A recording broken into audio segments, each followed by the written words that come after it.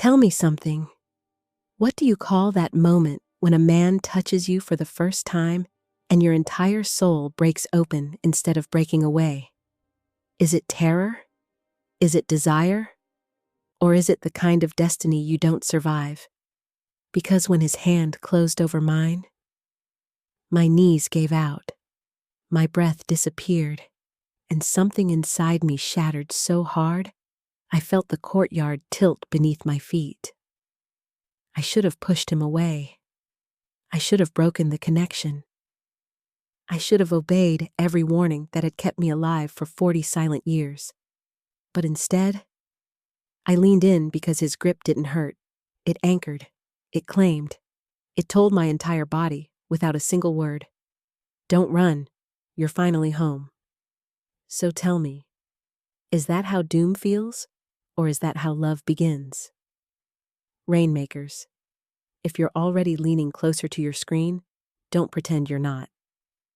Hit that subscribe button before we continue because this story isn't gentle, and you will get attached.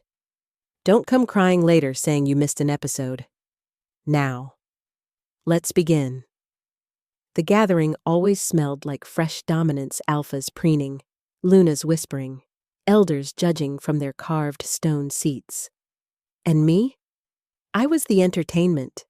40 years old, unclaimed, untouched, and according to them, unwanted. They shoved me into the center again, laughing as though this humiliation was a seasonal tradition. "Look at her," someone snickered. 40 winters and still no bond. Even fate won't touch her. I kept my chin high, my heart silent, always silent, because any bond I formed died within hours. Not the wolf, the connection.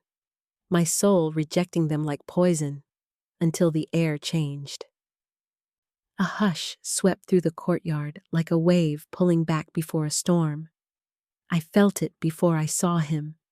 Boots against stone, slow, measured, predatory. The most desired alpha in the region, the man every unmated woman secretly prayed for, walked into the gathering without announcement. He wasn't supposed to be here. He wasn't supposed to look at me. And he definitely wasn't supposed to cut through the crowd. But he did. Straight toward me. Every elder rose. Every Luna bowed her head. Every wolf went silent. He stopped inches from me, close enough for heat, close enough for danger. "Move," someone whispered to him. "She's not safe." He ignored them. His eyes locked onto mine. Dark, calm, certain. Then, without permission, without hesitation, without fear, he touched me. His hand closed around mine in a firm, grounding grip. And my soul, that cursed thing, didn't reject him. It collapsed. A soundless crack inside my chest. My breath ripped away. My vision blurred. Heat flooded me so violently I felt my legs buckle, but he caught me. His other hand slid behind my back, steadying me with quiet, devastating control. He held on, not protectively, but as if he'd been waiting for this moment longer than I'd been alive. Behind him, elders scrambled. Lunas gasped. Wolves stepped back as though witnessing something forbidden. "No," one elder breathed. "Not her. Not him. They cannot." He tightened his grip on me, drawing me closer, my pulse crashing into his. And he whispered so low only my trembling soul heard it. Finally. The world spun. My heart raced. My bond should have killed this connection already. But instead, it awakened. My breath tangled with his. My body leaned into him without permission.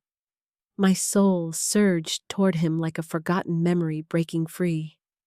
He didn't let go. Not even when an elder shouted for guards. Not even when the courtyard erupted into panic. He held me as though the entire pack had ceased to exist. And in that moment, with my soul collapsing, my body melting, and my knees barely holding, I realized something terrifying. He wasn't touching me because fate asked. He was touching me because he wanted to, and want is always more dangerous than destiny. I barely had time to understand what his touch meant before the courtyard exploded into whispers. Not about me, about him. The moon can't read him. He shouldn't even have a destiny thread. How did he survive her touch? They backed away from us like we were a disaster waiting to happen. Maybe we were. Guards approached, but he didn't acknowledge them. He kept me anchored against him, his grip firm enough to steady me yet strangely patient, like he was waiting for my body to tell him what it needed. He didn't speak until the crowd scattered. "Come with me," he said quietly, not a request, a decision. I pulled back, breath still unsteady. "No." His jaw flexed on a quick tick of irritation he tried to hide. He stepped away, and the second he did, my soul reacted. A sharp, tearing jolt dragged through my chest, as though an invisible hook had been ripped out too fast. I gasped, clutching at the air. My knees hit the ground before I could stop myself. He froze. I could barely breathe through the pain, like my soul was yelling that distance was wrong. Not dangerous? Wrong. He took a single step closer. The pain dissolved instantly. My body betrayed me, rising toward him without conscious thought. He looked down at me with something new in his eyes, not pity, not anger, understanding. "You can't be away from me," he murmured. "I can," I snapped, even though I knew the lie tasted obvious. He stepped back a second time. The tearing sensation slammed through me again, violent, instinctive, a punishment for refusing him. I choked on a gasp, hands shaking. In less than a heartbeat, he returned to my side, crouched in front of me, his breath brushing my cheek. "Your soul doesn't reject me," he whispered. "It binds." The heat in his voice made my stomach twist. He lifted my chin with one finger, careful, controlled, not touching enough to trigger anything deeper. His proximity alone made my pulse stumble. "I need access to you," he said, not desperation, purpose. "No private room," I whispered. "I don't trust what happens there." "You will." His breath slid past my ear, warm and unsettling. "But not because I force you." He stood, offering his hand. I ignored it, so he guided me another way, stepping behind me, his palm hovering near my lower back, close enough for my body to feel the heat, far enough not to activate the bond. "Walk." The command wasn't loud. It didn't need to be. My legs followed the rhythm of his steps before my mind gave permission. Every movement he guided, a tilt of my shoulder, a shift of my stance, a subtle press of his breath near my ear. Never touching, always directing. My soul reacted to each adjustment with a pulse that made me want to lean into him and break every rule holding me together.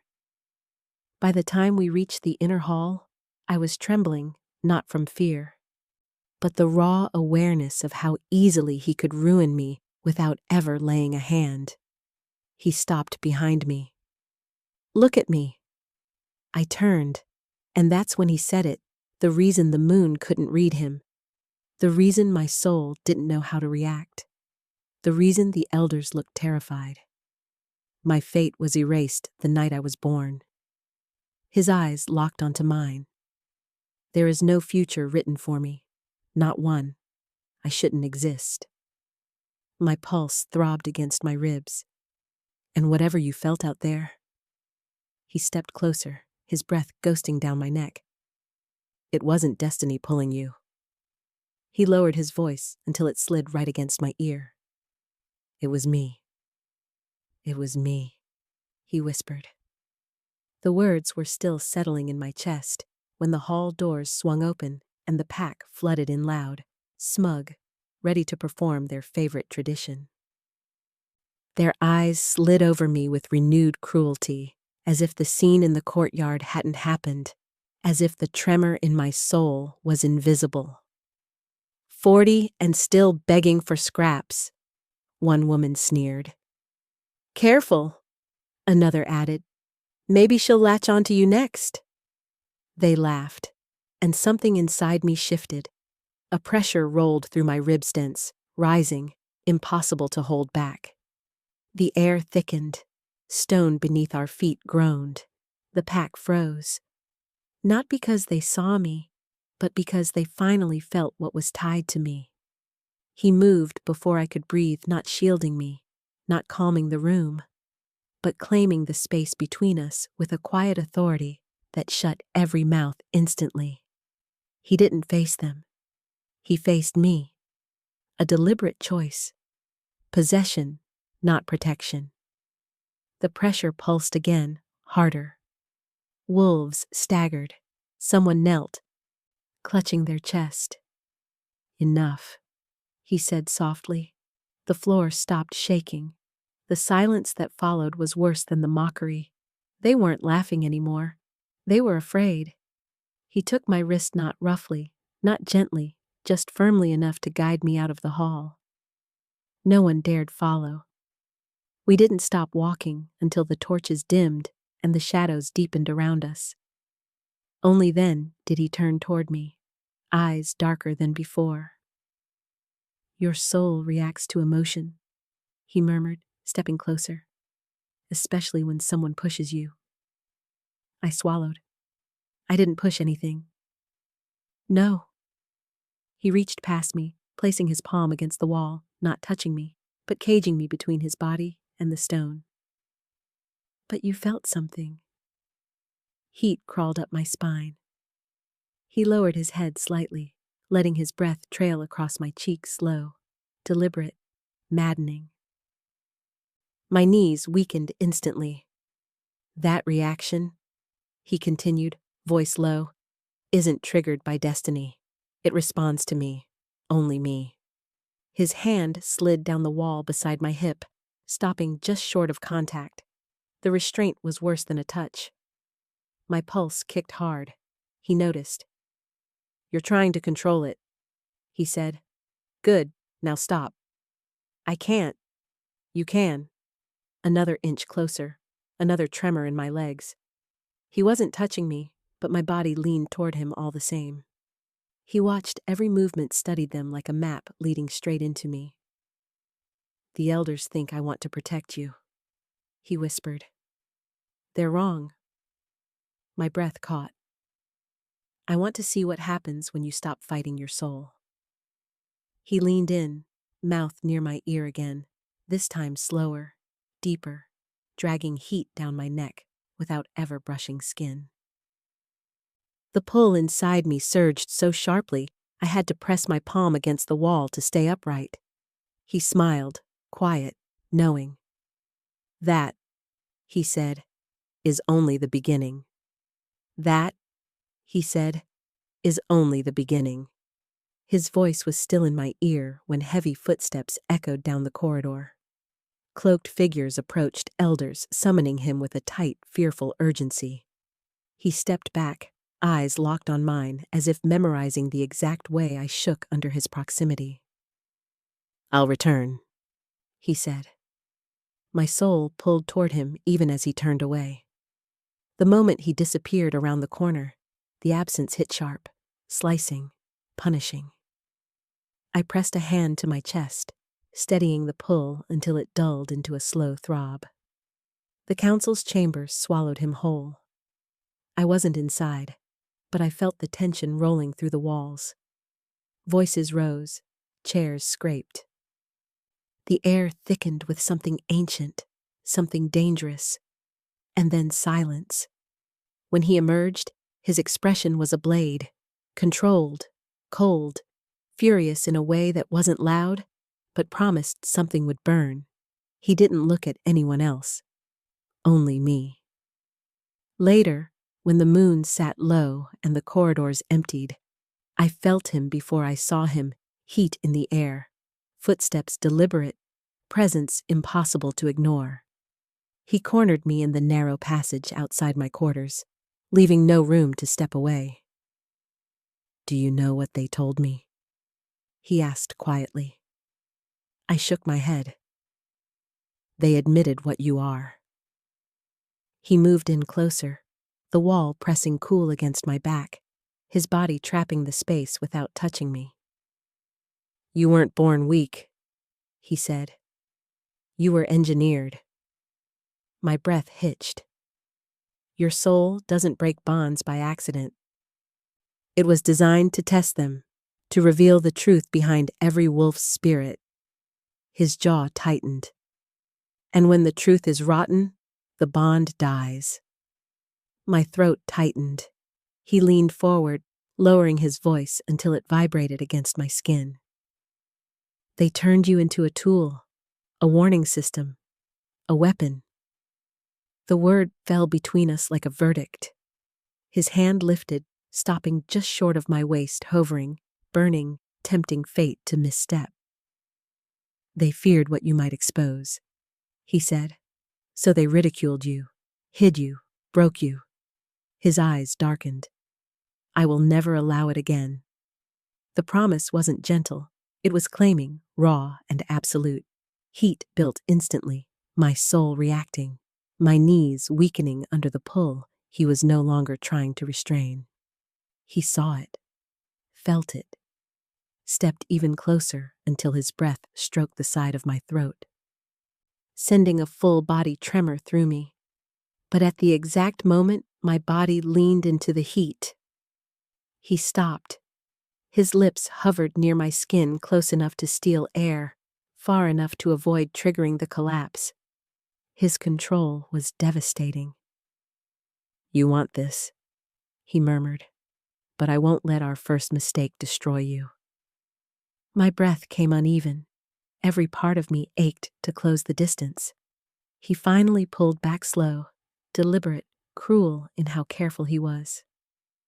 "When we touch again," his eyes burned into mine, "it will be because you can survive it." Then he turned and walked away, leaving my soul thrumming, my pulse unsteady, my entire body tethered to the echo of his restraint. His footsteps faded, but the echo of his restraint clung to my skin like a phantom touch. I tried to step back into my room. I didn't make it. A sudden force yanked through my chest, violent, undeniable, dragging me forward.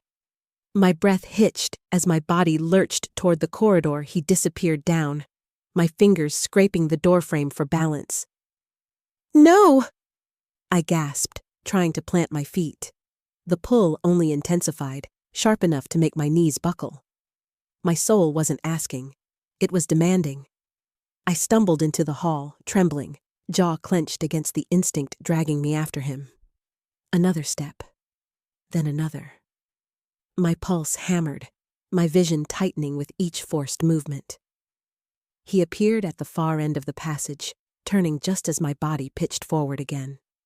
His expression changed instantly.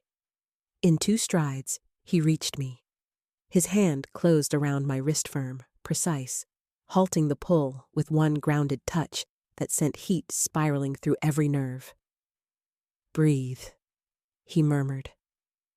I couldn't, not properly, so he pulled me against him slow, sure, guiding me into the rhythm of his chest until my trembling matched the rise and fall of his breath. His mouth hovered near my ear, not touching, just brushing heat across my skin in a way that made my legs weaken all over again. "That's it," he said softly. "Let the pull settle." It did, surging once more before melting into a slow, molten ache that made me lean into him without permission. He lowered his head slightly, letting his breath trail down the side of my neck, steady, controlled, intimate enough to unravel thought. "You feel that?" he whispered. I nodded, barely holding on to my voice. "That's your soul choosing what it wants." His fingers tightened around my wrist, not painful, just undeniably claiming. "And if it wants me?" He paused, letting the tension hook deep. Then it has to learn how to take me without breaking itself. Heat punched through my body so fast my knees nearly gave out. He caught the shift, his free hand lifting not to touch, but to hover close to my waist, steadying me with nothing but restraint and dominance. "That's better," he murmured. "Don't fight it. Listen." His tone dropped, thicker, lower, sinking straight into the center of me. "Your soul's hunger isn't the problem," he said. "Its inexperience is." My breath stuttered. He leaned in again, mouth near my jaw close enough that every exhale wrapped around my nerves like silk pulled tight. "If you melt this easily from breath alone?" His voice brushed my skin like a slow caress. "Imagine what happens when I finally touch you without holding back." My entire body softened, heat pooling, pulse racing, resistance slipping through my fingers like sand. He felt the shift. A quiet, satisfied sound hummed at my ear. "There," he whispered. "Now you're learning." "Now you're learning," he whispered.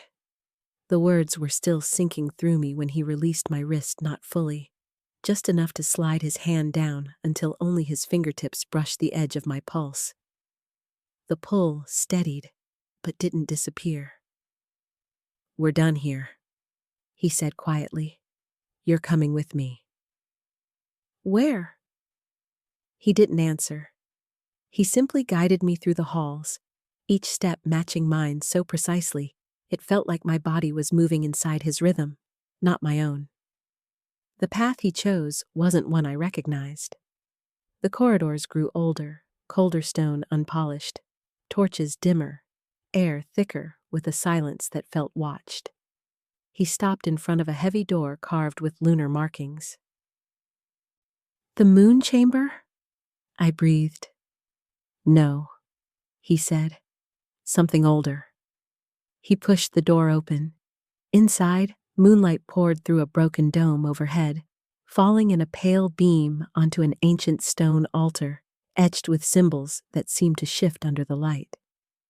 He led me to the center, then stepped behind me close, but not touching, heat radiating against my back like a second pulse. "This place holds what was taken from me," he murmured, "and what the moon tried to erase." My breath tightened. He nodded toward the altar. "Touch it." I hesitated. His hand lifted, hovering at my waist, not touching, but guiding, steadying, commanding without a word. I placed my palm on the cold stone. The world ruptured. Visions slammed into me so violently I gasped, scenes tearing across my mind with no order.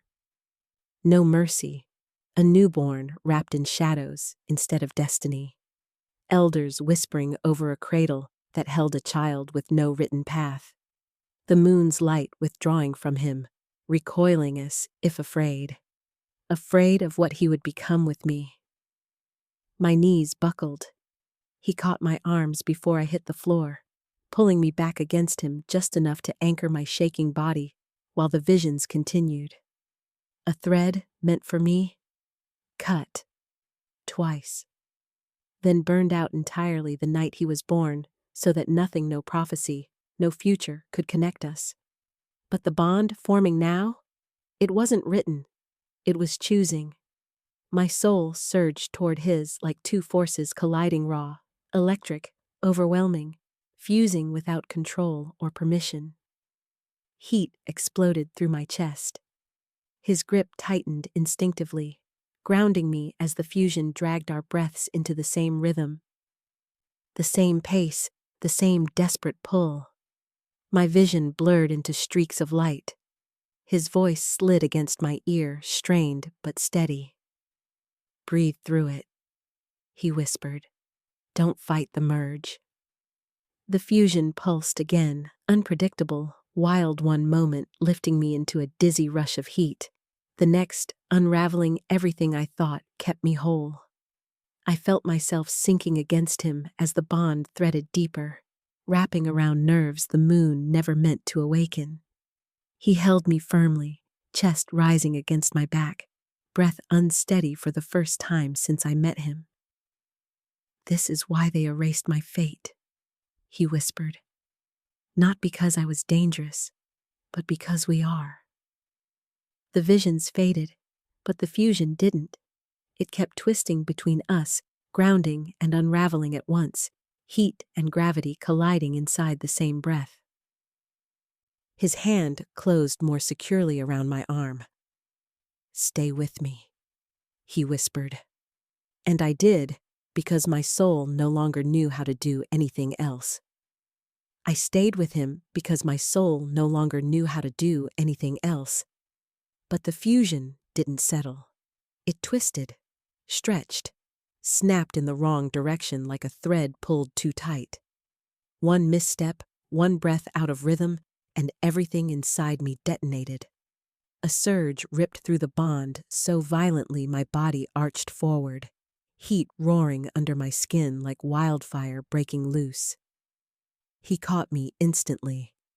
His hand locked around my arm, the other sliding to my hip knot touching bare skin, only fabric pinning me softly, but with enough power to stop the collapse from tearing me apart.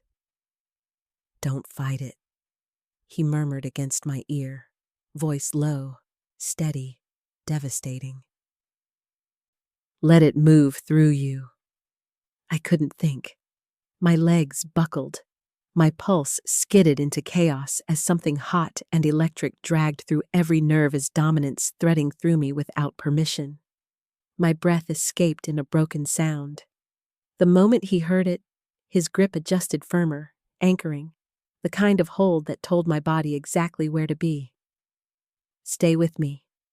His tone dipped deeper. "Right here." My soul obeyed before my mind caught up.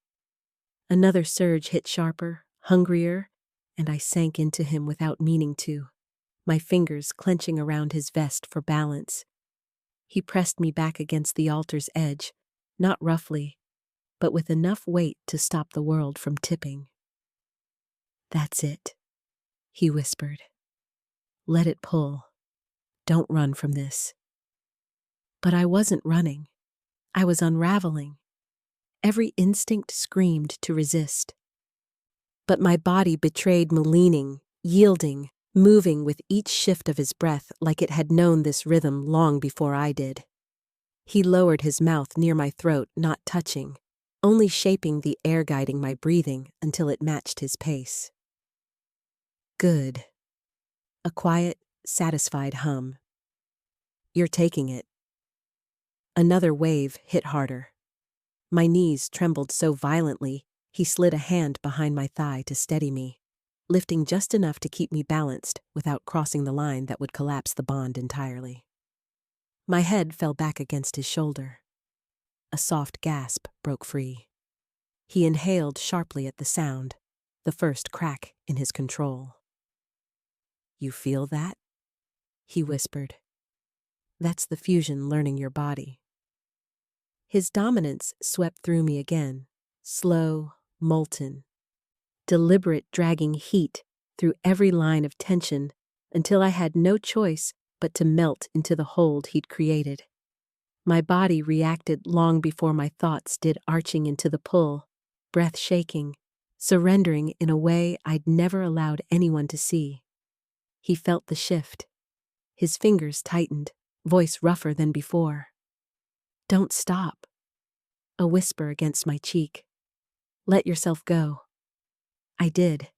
The last surge erupted raw, overwhelming, dragging both our breaths into a stuttering rhythm until the chamber's air vibrated around us.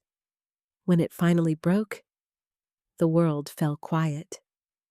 I slumped against him, boneless, trembling.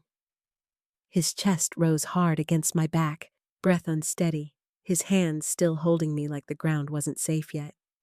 For a moment, neither of us moved. We were both shaking. Both breathing like we'd been pulled through something neither of us were prepared for. Both addicted to whatever that had just become. His lips hovered near my temple, not touching, just one heated breath away. "This," he whispered, voice thick with something dangerous. Wasn't supposed to happen. But neither of us stepped back. This wasn't supposed to happen, he whispered. But he still didn't step back, and neither did I. The chamber's air hummed between us, warm, tense, fragile, until a crack of thunder split the sky above the broken dome. His head lifted. Something in his expression shifted from control to alertness. A storm had rolled in fast, too fast. Before I could speak, the torches flickered, then extinguished. The moonlight dimmed. A cold wind sliced through the chamber. He moved instantly, pulling me behind him with a grip that left no room for argument. "Stay close," he ordered. But the danger had already seeped into the room. I felt it first, a pressure that didn't come from him, didn't come from the bond, didn't come from anything living. It came from intent. Whispers broke in the shadows. Movement steady, trained, silent. Not wolves from the pack. Assassins. The council had decided.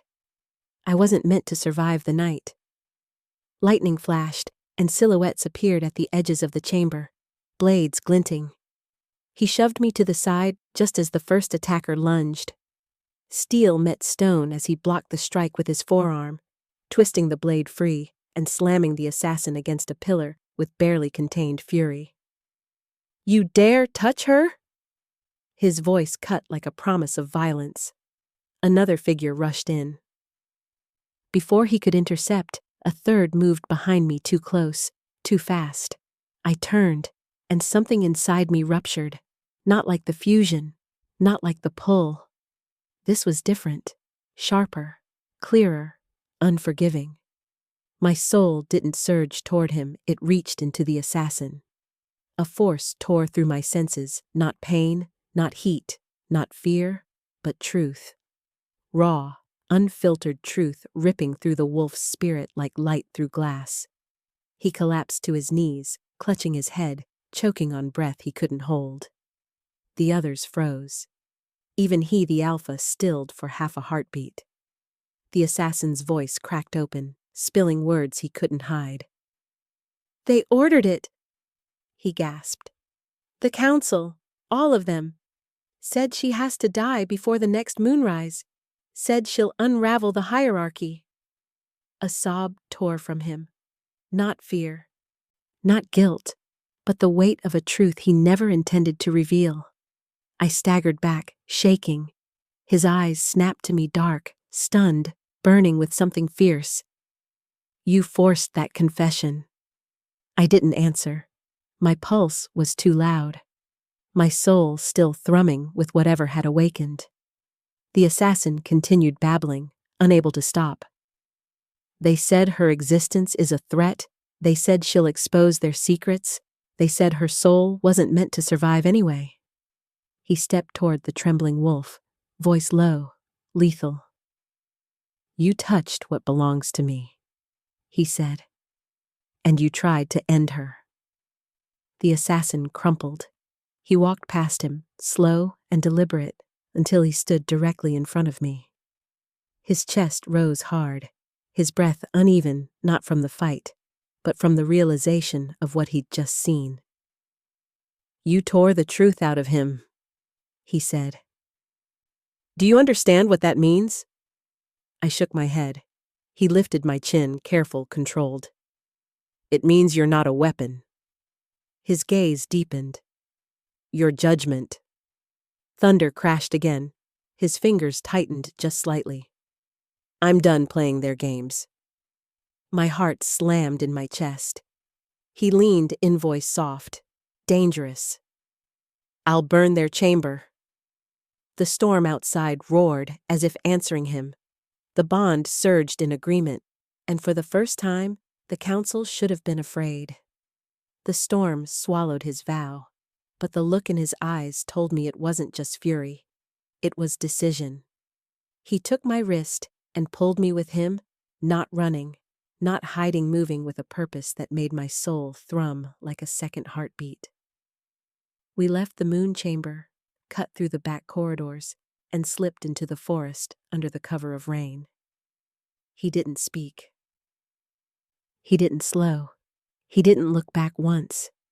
When he finally stopped, it was in front of a ruined northern outpost, half collapsed, half forgotten, all stone and shadows. Inside, the air was cold, too cold, and as soon as the door closed behind us, my soul buckled.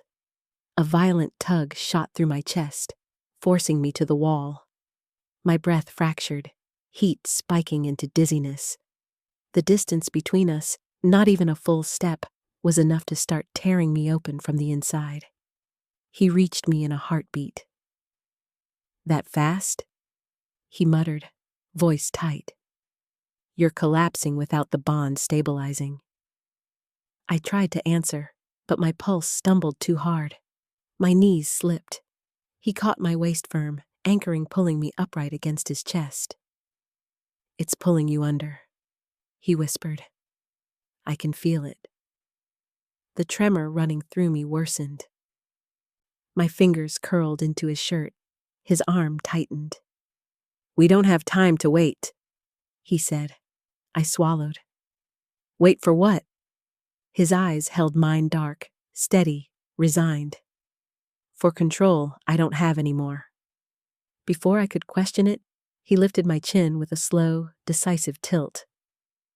"I'm going to initiate a rite," he said softly. "It's forbidden for a reason." My breath twisted. "What reason?" "It completes pieces of a bond that shouldn't exist yet."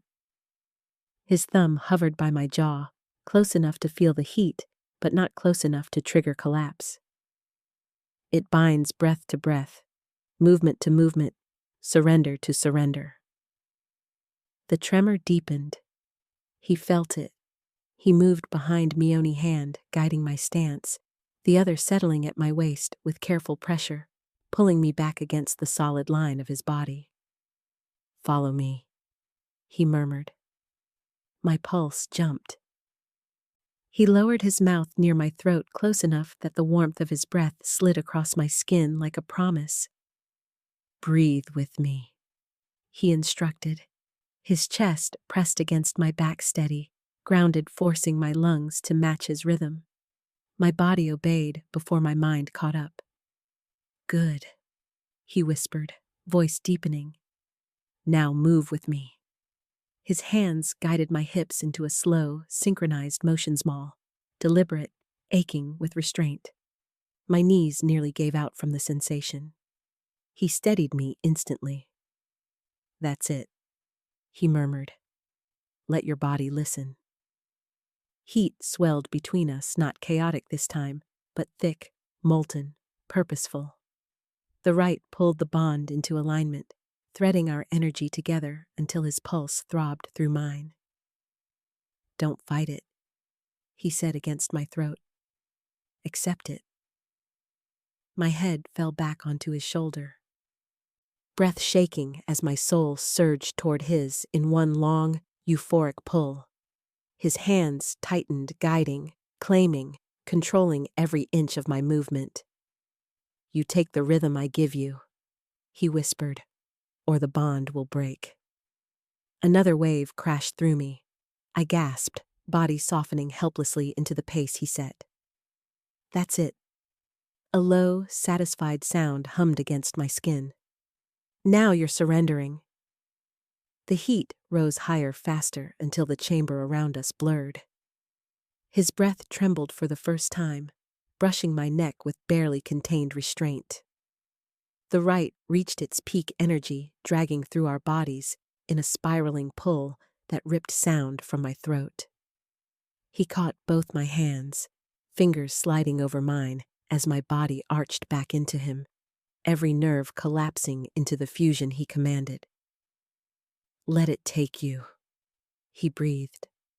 I did.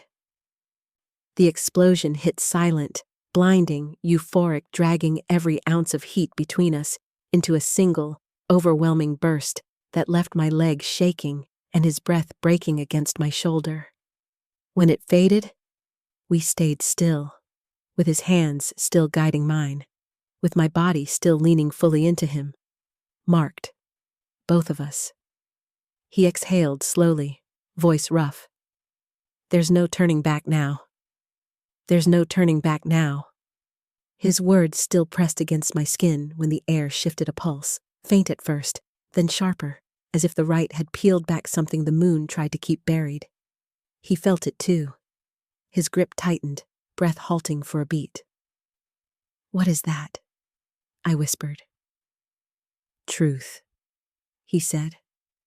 Yours.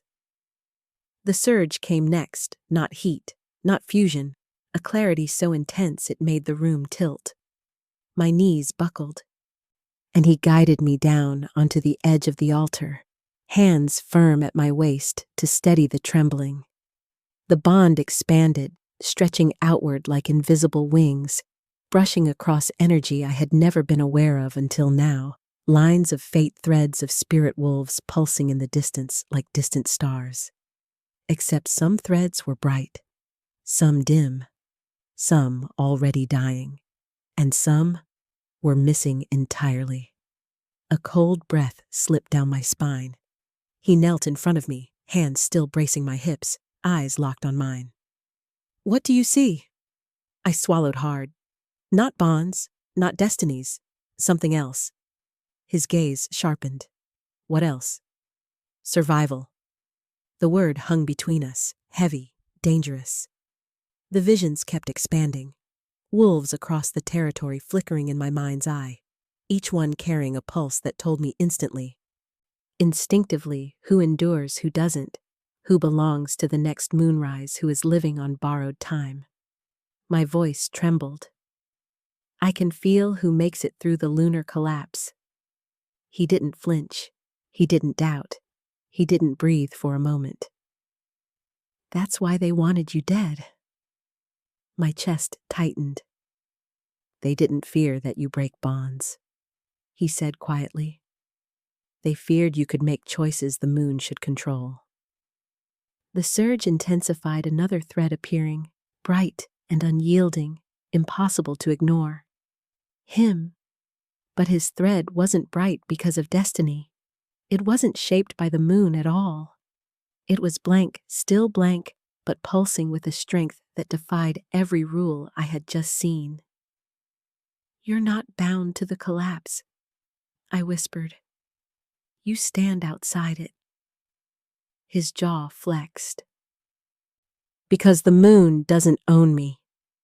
And it can't read me, I added, which means the collapse cannot claim you? His hand slid up my waist, not pushing, just grounding me in the flood of revelation. So the council was right about one thing, he murmured. We break their world. The bond pulsed again, fierce, intoxicating, drawing us closer in a way that didn't need touch to feel explosive. My breath shook. If I can choose who survives, then they have no power, he finished. Lightning flashed through the broken roof. Thunder rolled. He stood slowly, stepping between my knees, hands braced on either side of my hips on the altar, stone caging me in with the kind of closeness that made my pulse stumble. You are the new judgment, he said, voice low. And I am the alpha they cannot bend. The storm roared around us, matching the pulse of the bond. Together, we weren't just dangerous. We were inevitable. We were inevitable. The words had barely settled between us when the world ripped open. A crack of air, a flash of silver, a sting at my neck. Then darkness slammed down. I didn't even feel myself hit the ground. The next moment, I woke to stone, ropes, and a circle of elders staring down at me with the kind of hunger only fear creates. She sees too much, one whispered. She chooses too much, another hissed. She must be emptied. A cold device was clamped over my sternum, ancient, humming, pulsing with lunar force. Overload. They weren't trying to kill my body. They were trying to tear my soul apart until nothing of me remained. The surge hit a violent drag outward, like claws hooked into my ribcage. I gasped, the sound tiny, strangled. "Again," an elder ordered. Another pulse struck harder, ripping energy from me so fast I couldn't hold on to anything. My vision blurred. His name trembled on my tongue, but I couldn't form a word. So I breathed it. A single exhale shaped like a plea. Thin, fragile, barely a whisper. But the bond heard it, and so did he. Far from the stronghold, he froze mid-step, breath catching, eyes sharpening, dominance fracturing like cracked stone. He didn't ask where I was. He didn't shift forms. He didn't call for help. He moved. One heartbeat, he stood in the forest. The next, he tore through the stronghold gates, shattering them off their hinges with nothing but the force of his arrival. Not a king, not a wolf. A man whose soul had been claimed and who would burn the world down to answer a breath. Guards rushed him. He didn't even register them. Walls cracked where he passed. Doors splintered. Corridors shook. The bond pulled him like a compass needle locked on a single point. Me. The elders were preparing another surge when the chamber door exploded inward. He stepped through the smoke eyes black with fury, shoulders rising with a breath that promised ruin. The elders faltered. He didn't. In 3 strides, he reached me, one hand slamming onto the device strapped to my chest. It shattered under his grip, shards flying. The moment the device broke, the overload recoiled, and the bond surged. Hard, violent, hungry. He caught my waist instinctively, his fingers anchoring me through fabric that did nothing to dull the explosion of heat and power rushing between us. The air changed. Not a breeze, not a tremor. A rewrite. The chamber warped, torches flickering sideways. Stone vibrating underfoot. Elders stumbling back as if the space itself bowed around us. His forehead touched mine, breath unsteady. "I felt you," he whispered, rough. "Don't ever call for me like that again unless you want blood on the floor." My fingers curled into his shirt, still shaking from the overload. "I didn't mean—" He pulled me closer, silencing the rest with the sheer force of presence alone. "You're mine to answer." His voice dropped low, dangerous, shaking with barely contained emotion. "And I will always come." The bond pulsed again, louder, deeper, claiming the chamber with us in its center. The elders finally understood. We weren't breaking their world. We were replacing it. The elders stared, shaken, cornered, breathless as the chamber bent around us. His forehead still rested against mine. His hand burning through my waist, the bond pulsing like a second heartbeat with nowhere left to hide. He looked at me once, a look that didn't ask, didn't warn, didn't hesitate. It claimed. "Stay with me," he whispered. The bond answered before I could. A force slammed through my chest, not pain, not heat, a raw collision of everything we had held back. The chamber cracked. Stone split under our feet. The elders staggered, gripping the walls as the air bent into a spiral around us, every torch shooting sideways as if pulled by the gravity of our souls, fusing for the final time. He pulled me into him, not gently, not carefully, but with the certainty of a man closing a circle that had been open since birth. My breath hitched, and the completion began. Not soft, not gentle, raw. A surge ripped through me, dragging my body flush against his. My pulse locking into his rhythm so violently I gasped against his throat. He caught the sound, and something in him snapped. One hand slid to the back of my neck, guiding my head up, forcing my gaze into his. "No more distance," he growled quietly. "Not between us. Not ever again." The chamber roared. The bond detonated. Heat tore through us, euphoric and ruthless, two souls colliding in a rush that felt like falling and rising in the same breath. My knees gave out. He held me up instantly, pressing me into his body as the fusion spiraled out of control. I felt myself slipping, my soul stretching too far. He didn't let me fall. His breath claimed my mouth, not touching, just brushing heat over my lips with a command that pulled me back from the edge. Look at me. I did, and the bond locked. A blast of light shot across the chamber, torches extinguished, stone shattered, elders dropped to their knees as the hierarchy flipped on its axis. He pressed his forehead to mine again, breathing hard, voice shaking now, not with weakness, but with the force of the power tying us together. Let it complete, he murmured. Let it finish what it started. I surrendered. The explosion came, a final blinding surge that tore through the chamber, rewriting the air, the walls, the wolves watching, every rule the moon ever carved into their bones. My soul stabilized. His did not. It fused, completely. The world went silent. When my vision returned, every elder knelt, not forced, bound. A new hierarchy pulsed in the air, our hierarchy. I inhaled, slow, steady, and suddenly, I saw the future. Every wolf, every thread, every path, every rise and fall. Every destiny, except one. Him. I turned toward him, heart pounding, soul still trembling from the completion. His breath brushed my lips, closer now, far too intimate to be accidental. You see them all, he whispered, don't you? Yes. And me? I shook my head. I don't see your future. A flash of something fierce flickered in his eyes, pride, relief, want, something deeper than either of us had language for. Good, he murmured, sliding a hand to my jaw, tilting my face toward his. Because I'm done belonging to the moon. His mouth hovered over mine, breath to breath, heat to heat, the bond pulling us into the final truth between us.